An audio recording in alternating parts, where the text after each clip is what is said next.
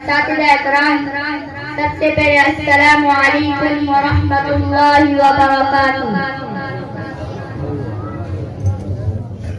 ایک آیت قرآن کی تلاوت کرنا، ایک آیت قرآن کی تلاوت کرنا، جان پر کھیل کر اظہار صداقت کرنا۔ جنگ والے نے بتایا بے زبان جرت، جنگ والے نے بتایا بے زبان جرت،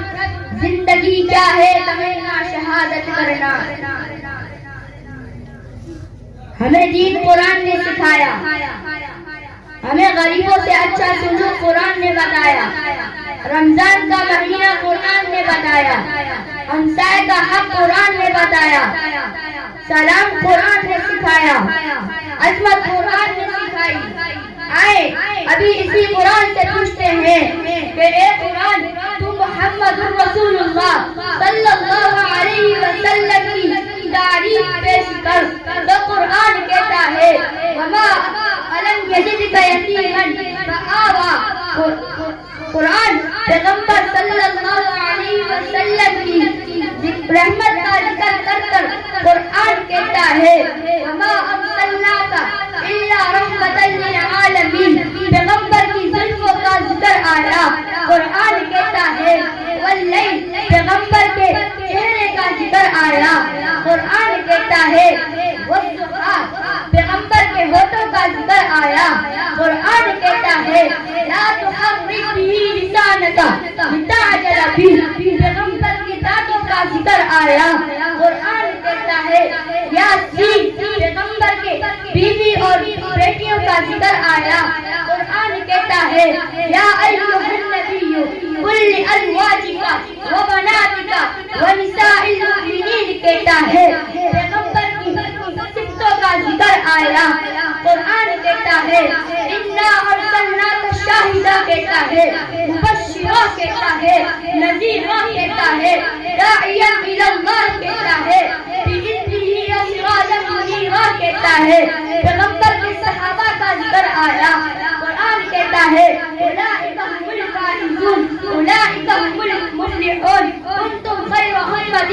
اخرجت للناس تأمرون بالمعروف، کہتا ہے اور خالدین فیہا ابدا، کہتا ہے ورضوان من اللہ اکبر، کہتا ہے پیغمبر نبی اشارہ کرے قرآن بولا،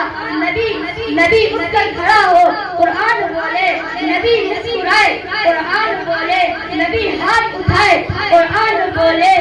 نبی مکے میں قرآن بولا، نبی مدینے میں قرآن بولا، صدیق قدموں میں آیا قرآن بولا، عمر قدموں میں آیا قرآن بولا،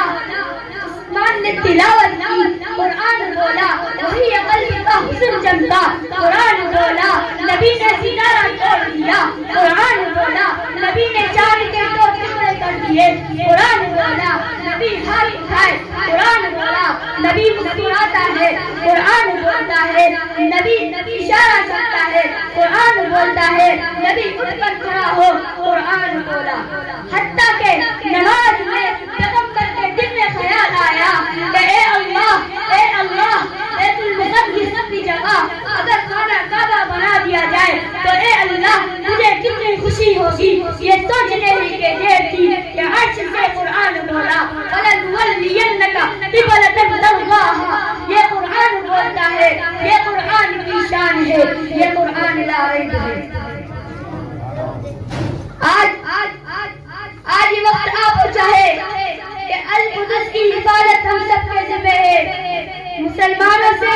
جینے کا حق چھین رکھا ہے، یہود نے مسلمانوں کی گھر اور دکانوں کی لاکھوں ڈالر کی قیمت لگائی جا رہی ہے، پھر بھی مسلمان دینے کو تیار نہیں۔ مسلمان صرف اور صرف القدس کی حفاظت کر رہے ہیں، اپنی جان مال گھر بار سبھی اسے ارض مقدسہ پر قربان کر رہے ہیں۔ مجھے اور آپ کو بھی اللہ تعالیٰ کی شان و شان کھڑے ہونے کی ضرورت ہے، کیونکہ ہم سب کا فریضہ ہے، اور یہی نبی علیہ السلام سے محبت و عقیدت کا تقاضا ہے۔ میں اب ایک شعر پڑھ کے آپ سے اجازت چاہتا ہوں۔